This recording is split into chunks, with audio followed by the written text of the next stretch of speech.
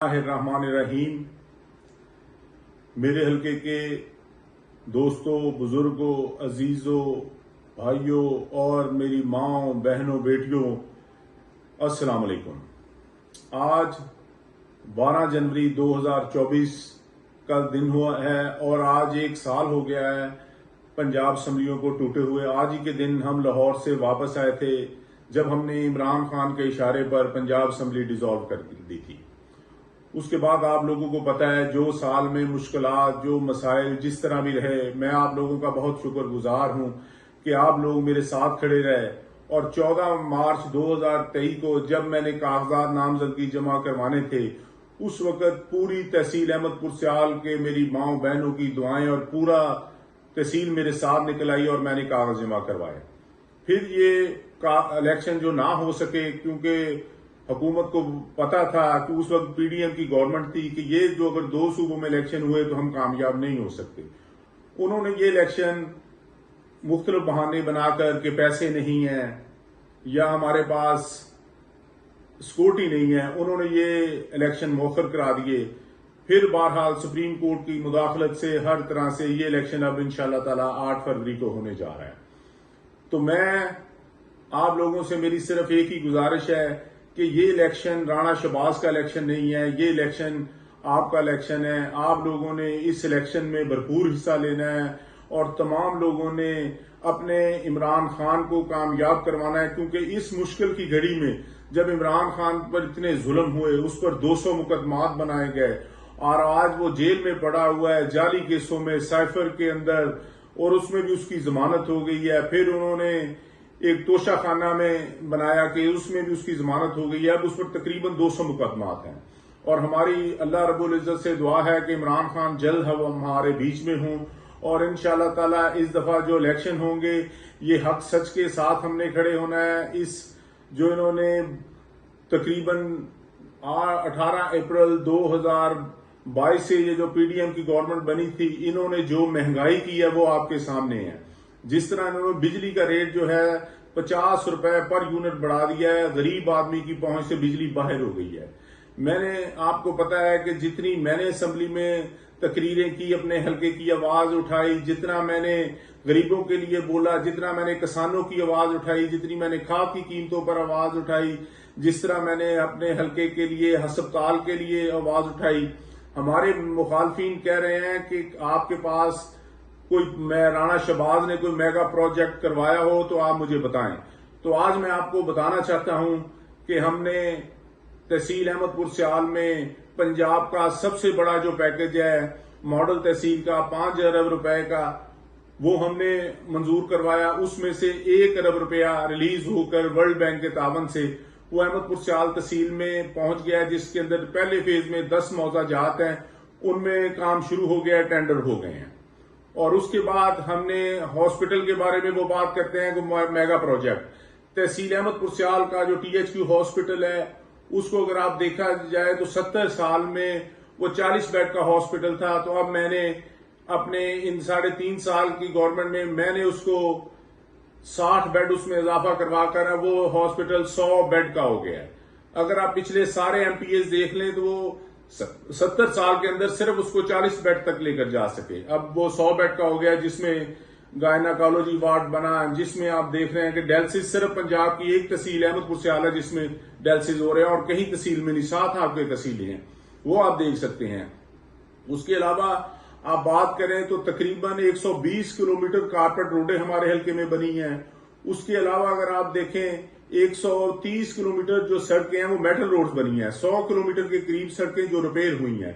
जब मैं वजीर आला उस्मान बुज़दार साहब थे, उनके पास गया तो मैंने कहा हमारे लोगों ने गढ़ मोड़ पर चारों तरफ पानी है, उन्होंने पानी खड़ा है, सड़कें टूटी हुई हैं, गढ़ मोड़ पर उन्होंने सड़क के दरमियान पर मुंजी लगानी शुरू कर दी है, धान उन्होंने काश करना शुरू कर दिया। तो मैंने उस्मान बुज़दार साहब से गढ़ मोड़ के लिए पैकेज लिया, जिस चारों तरफ की उसकी सड़कें बनवाई। फिर गढ़ मोड़ में सीवरेज के लिए मैंने उस्मान बुज़दार साहब से पैसे लिए। फिर मैंने टाउन कमेटी से पैसे लेकर टफ टाइलें लगाई। उसके अलावा आप पूरी तहसील में देख लें और यूनियन काउंसिल रंजीत कोर्ट में देखें आप, दरिया बिल्कुल जो था उसने बंद को गिरा लिया था, चंद फुट के फासले पर रहा था। तो मैंने 35 करोड़ रुपए की लागत से वहां पर सिपर बनवाया, जिससे हमारी तहसील महफूज रही।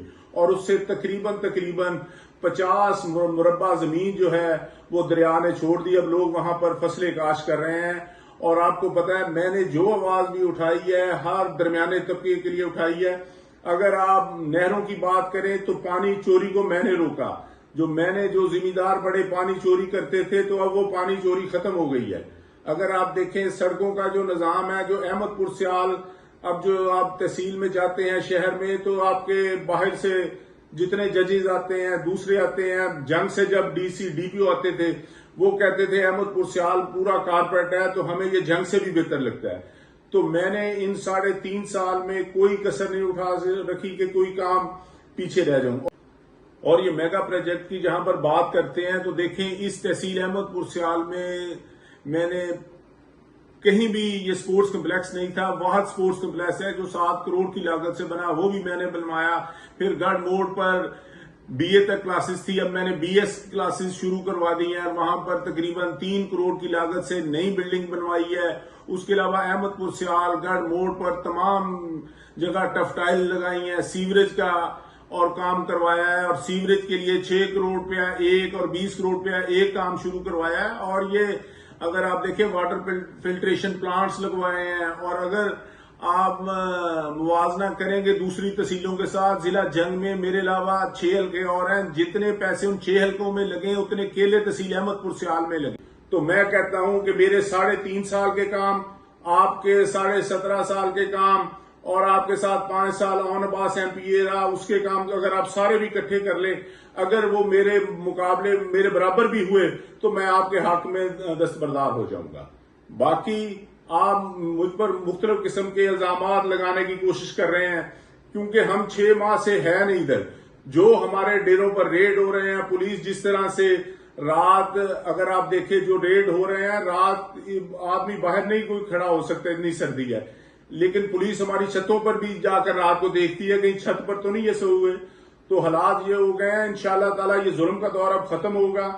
तो आपने देखा कि जब जिमनी इलेक्शन हुए, तो पंजाब में जो मेरे मुखालफिन हैं, इनके मासड़ थे फैसल जब्बूआना, जो मेरे मुखालफिन हैं इनके मासड़ थे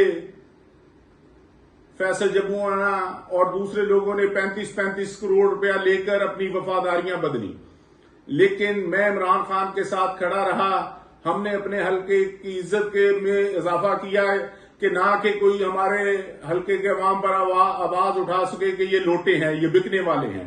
तो मैंने जैसा अपनी अवाम के लिए जो भी मसाइल थे बरूएकार लाते हुए अपनी तहसील को भी डेवलप किया और हक पर भी खड़ा रहा। फिर आपने देखा जब 18 हजारी इमरान खान साहब का जलसा हुआ, तो सबसे बड़ा जुलूस जो था वो तहसील अहमदपुर सियाल से आप भाइयों बहनों मेरे साथ गए, और वो एक मिसाली था। और वहां पर हमने जो इमरान खान साहब की तकरीर थी, और उसके बाद उस हल्के में इलेक्शन हुआ, तो 31,000 की लीड से मियां आजम चेला साहब एमपीए बने। और फिर उसके बाद जब हम दोबारा गए, वजीर आला का इलेक्शन था, तो मुझे उन्होंने खरीदने की कोशिश की। पहले शुरू में तो उनको ज्यादा आदमियों की लोड़ थी, जब वो दोबारा गए तो सिर्फ एक की जरूरत थी। तो मुझे 1 अरब रुपए की भी ऑफर हुई, पर मैंने कहा कि मैं अपने हल्के की अवाम के साथ हूं, मैं इनका कभी सर शर्म से झुकने नहीं दूंगा। और ये जो मेरे मुखालफिन मेरे ऊपर इल्जाम लगा रहे हैं कि इन्होंने कोई नौकरी के पैसे लिए हैं 5 लाख रुपया, मैंने 2018 की तकरीर में कहा था कि अगर मैं कोई पैसा लूं, रिश्वत लूं, तो मेरे कफन पर लगे। और ना मैंने तमाम लोगों को मेरिट पर, जो थोड़ी सी 6-7 नौकरियां मिली हैं, मेरिट पर भर्ती हुए हैं। उनमें से कुछ लोग ऐसे हैं जो अब अमीर अब्बास के साथ हैं। वो अगर आप उनसे भी पूछ सकते हैं, किसी बंदे ने, मेरे किसी आदमी ने, किसी वर्कर ने, किसी बंदे ने भी पैसे लिए हुए, तो उस्मान चीमा का नाम लेते हैं, किसी बंदे ने नहीं पैसे लिए। लेकिन अब इनके पास कोई बात नहीं करने के लिए, तो ये मुख्तलिफ हीले बहाने से बातें कर रहे हैं। मेरे ऊपर पूरे तहसील में कोई आदमी उंगली नहीं उठा सकता। इन्होंने मुझ पर झूठे FIR कराई, और अब मुझको मिशी के पर्चे में अहमदपुर सियाल 2021 में इन्होंने मेरा नाम डलवा दिया है। और इलेक्शन कमीशन से ये मेरे कागजात रिजेक्ट करवाने गए, वहां इसको नाकामी हुई। फिर ये हाई कोर्ट में गए, वहां भी इनको नाकामी हुई। तो इंशाअल्लाह ताला हम इन ओछे हरकंडों से डरने वाले नहीं हैं। हम इमरान खान के साथ खड़े हैं। बाकी जुल्म की जो एक दास्तान लिखी गई, सबसे पहले इन्होंने मेरे भाई राणा इम्तियाज अहमद खान को गिरफ्तार करवाया, मार गुलाम कासिम सरगाना हमारे इलाके के सबसे बड़े जिम्मेदार और बुजुर्ग हैं, उनको गिरफ्तार करवाया, उस्मान चीमा को गिरफ्तार कराया, मतीन कैसर को, फिर पुलिस उन्हें जंग ले गई, जंग से उनको लाहौर ले गई, फिर लाहौर से उनकी रिहाई हुई। उसके बाद इन्होंने हमारे राणा इमरान सरवर के भाई को गिरफ्तार करवाया, तैयब मजीद के मुलाजम को गिरफ्तार करवाया, और शेख साकिब को गिरफ्तार कराया, और हमारे रंजीत कोट के गिल बरादरी के एक हैं उनको गिरफ्तार करवाया, और फिर उनको डीसी जंग ने 3 MPO के तहत 1 माह के लिए नजरबंद कर दिया। फिर हमने हाई कोर्ट से उनकी जमानतें करवाई, 15 दिन उनको पाबंदे सलासत रहना पड़ा। फिर 15 दिनों के बाद उनकी जमानतें हुई और वो लोग वापस आए।